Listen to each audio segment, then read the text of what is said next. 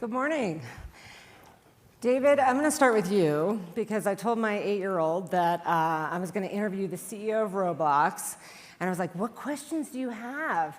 He's like, can I have 1 million Robux? Yeah. And I was like, that's a terrible question. Great question. So ask another. And he's like, how did that 17-year-old kid make millions of dollars on Roblox? And I'm not sure, how many people in the audience have played it or have children that played Roblox? Okay, a few.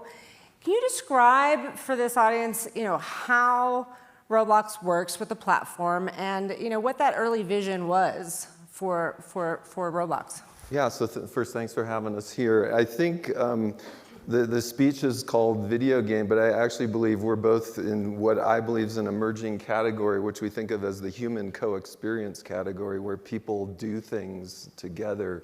And I think it's interesting, it's a little bigger and more interesting than games. So Roblox is a platform where about 2 million creators make 3D experiences, and then about 100 million kids and grown-ups every month get together and hang out in these experiences. And the experiences are not really just games. There's experiences where people run away from tornadoes and get scared, or they do things we wouldn't expect them to do, like want to work together in a pizza restaurant. It's actually doing that. So it's a bit about taking what play is, and a lot of people want to play and they can't typically in their real life, and giving them a way to play digitally. So John, I think it was 3 years ago at this conference that Adam had to stop the audience from playing Pokemon Go. It was so, it had just crushed everybody. But I'm curious, it was one of those first games that really connected the outdoors and a game together. But I'd love to go further back in your background and talk about just maps and geospatial positioning. You had sold Keyhole to Google in 2004. How did that shape what Niantic became? Yeah, I mean, I've been pretty lucky. When I was a kid, I kind of had two loves. I got one of the very first personal computers, one of the 8-bit machines, and learned about games and learned about making games. And the other thing that I got into was maps. Like somebody at one point came and dropped off a big grocery bag full of old National Geographic magazines. And so I spent hours just sort of perusing those things. So I got to work on maps. We got to build what became Google Earth and Google Maps. And we just started thinking about, okay, we have this platform of information, this map of the world that enables many things to exist on top of it. And we've seen things like Yelp and Uber and other services get built on it. And we just started thinking about what would a native mobile experience be that sort of combined entertainment and location and mapping. And we started building some prototypes, and that eventually led us in the direction of Pokemon Go. So one of the things I'm curious from both of your perspectives is this concept of gaming platform versus, hit game factory. I was at a company called Playdom where, I think, and we sold to Disney, and the idea was, hey, these are the new platforms for gaming. It turns out it was not really a platform. It was more of a game factory, and you were subject to the whims of hits and misses. And so I'm curious what each of your perspectives are on, platform versus hit games. Do you need a hit game on your platform? My 8-year-old son plays Jailbreak on Roblox, but where do you guys net out on that? Yeah, I mean, we're putting focus on both. I mean, we were taking some swings at creating big games ourselves. Harry Potter Wizards Unite just came out a couple of weeks ago. We have some others in the pipeline. But I think it is hard to have a monopoly on all the good ideas. We really feel like we're trying to invent and create a template and sort of show people the way that games can be part of everyday life, and they can be part of family experiences outside. They can be a social experience that's equivalent to like going out to a movie with your friends or going out to eat with your friends. Going out and playing games together out in the real world with your friends is a thing that people really like to do. So we have our own titles that we're building, but we've also launched a platform so that people can leverage all of the data and infrastructure that we've built for Pokemon Go and Harry Potter to build their own games. We have 10 teams working this summer. It's a contest. There's $1 million in prizes. So that's really the first step to enable, I hope, like lots of indie-style creativity in this new genre of entertainment. David? Yeah, same for us. The wonderful thing about Roblox is that 2 million creators think of things we would never imagine, and there's all types of interesting new gameplay. The creator community spans all the way from a 9-year-old learning to write code and trying to figure out how to make a game because they've been inspired by watching their friends make games and what they can do, all the way up to studios or teams of 10 or 20 people who are making upwards of $5 to $10 million a year on the platform. The interesting thing about the platform is we're starting to see on Roblox individual titles like Jailbreak or Adopt Me that at peak times now have over 400,000 concurrent players. And some of the top experiences on Roblox have hit 2 billion plays, which is a lot of engagement. So in the gaming space, we're not really the YouTube, but there's a little bit of that, and that there's a really big long tail of this community.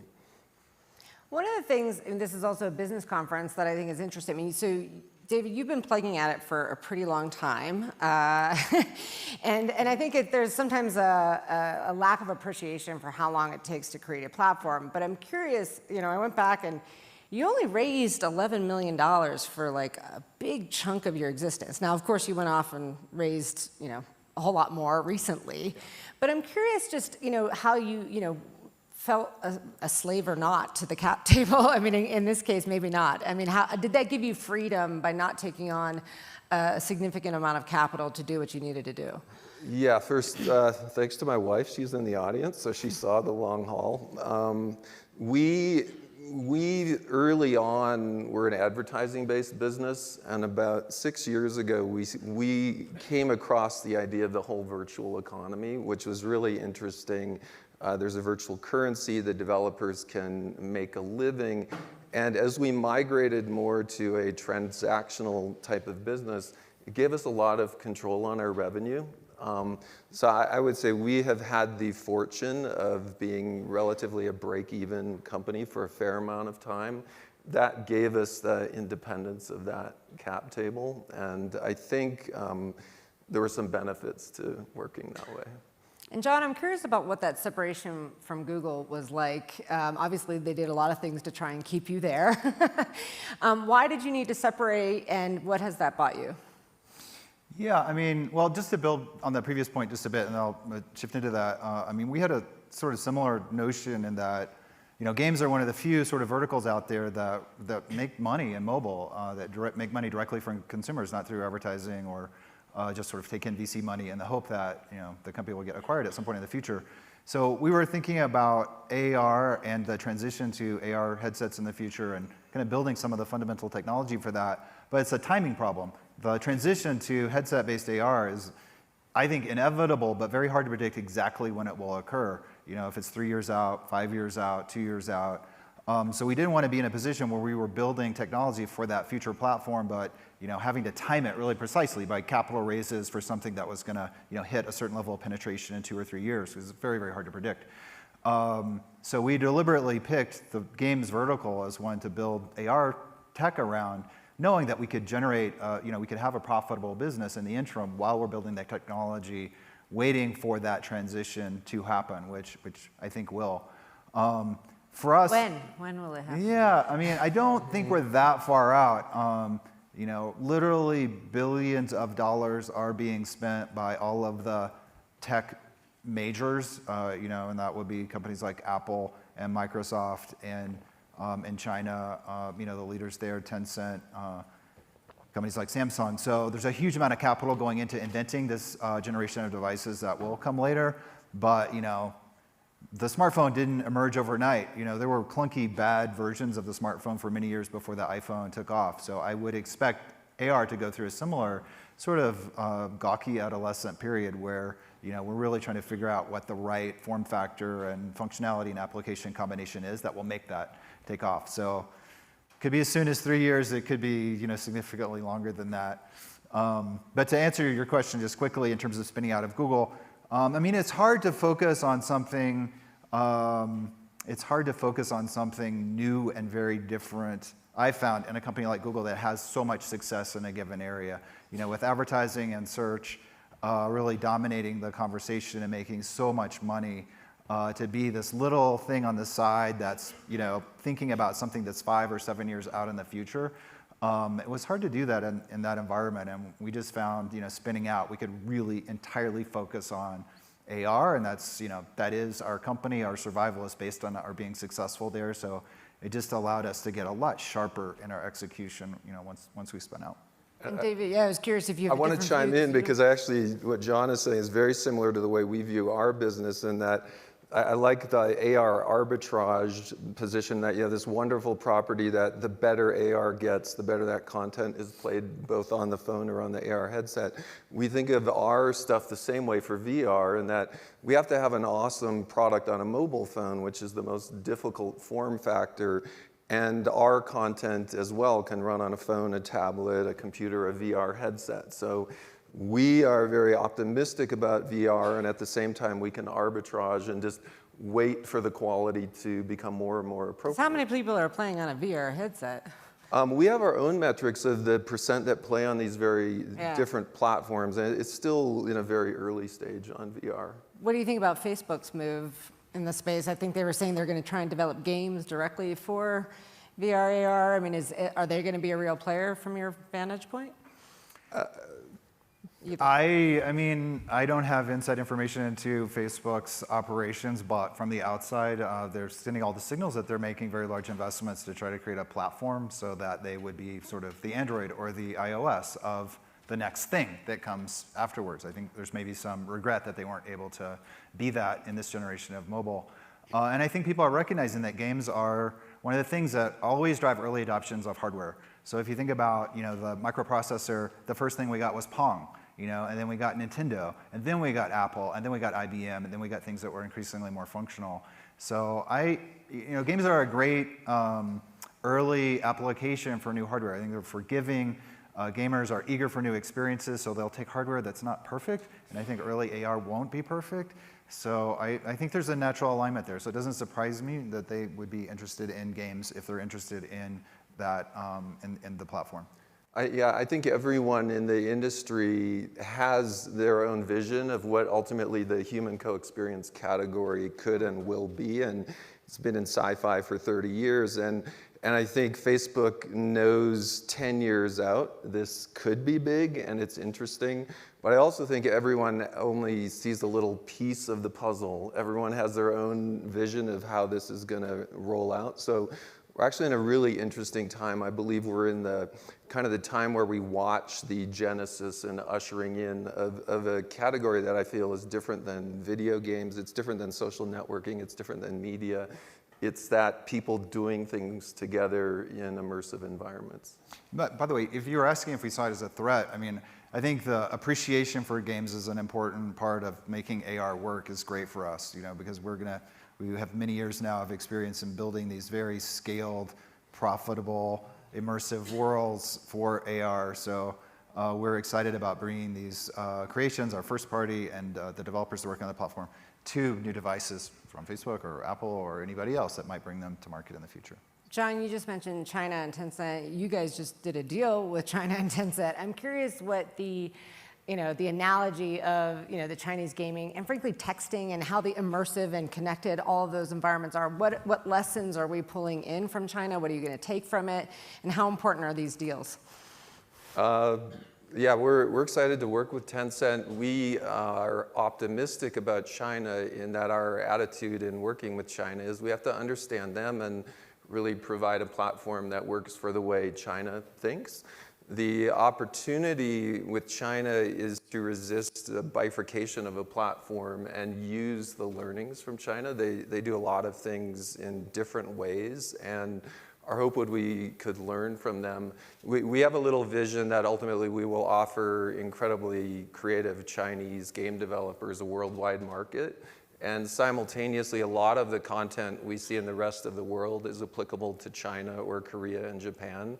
It's fun in South Korea to see the different content the top charts on Roblox in Korea are very different than the rest of the world, and it provides actually an opportunity for the developers who might have a number 20 experience in the USA to be the top thing in Korea. Do you feed back information to the developers for what's working, what's not? Or Yeah. Ultimately, every developer needs full Google Analytics type information. How are we doing in every country? Monetization, retention, A/B testing, event systems. Like, it's mind-boggling what they ultimately will need. And I'm going to open it up for questions in just a minute, but John, I would be completely remiss if I didn't ask, how's Harry Potter doing? It launched in June. It's a couple weeks in. I know you had a lot of downloads on the first day, but how's it doing? Yeah, we're happy with it. I think we hit #1 in 34 countries around the world, so we're on our way to building that global user base that we look forward to investing in over the next many years. We have our first community day coming up this Saturday, and we've announced our first Harry Potter festival coming up at the end of the summer.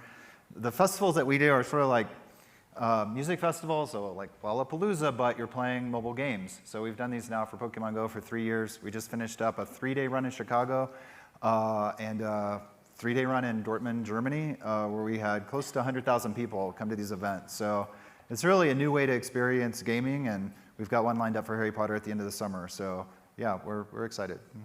Other questions? And please stand up and state your name and affiliation. Hey, Stephen Wolf Pereira. I'm the CEO of Encantos Media. Huge fans, and I have little kids, so they're fans of both of the platforms, so thank you for that. My question is, you're ultimately building brands, and these brand experiences could be obviously monetized in lots of different ways. I'm curious about what your thoughts are on the licensing side, because on the entertainment side of the house, $1 in content is really almost $10 in licensing. How do you view the licensing experiences for both of your brands? Yeah, go for it. Well, I was surprised at the appetite for merchandise at our, we did this event in Chicago, I just mentioned, and the longest line there was not to get into the event. We had sort of solved the problem so that you could access the event by just buying your ticket inside the app, but we had huge lines at our merchandise booth, like literally like wrapping around the block. So yeah, these gaming franchises are like real important media events, I think, and I don't pretend to understand the full implications of how that should play out, but it's obvious that these are important in the same ways that movies are and things like that, and there probably should be a much more robust licensing kind of apparatus and strategy around that. It's just super early days. And we're really focused on the core experience right now of like exploring AR and games in the real world and people playing together.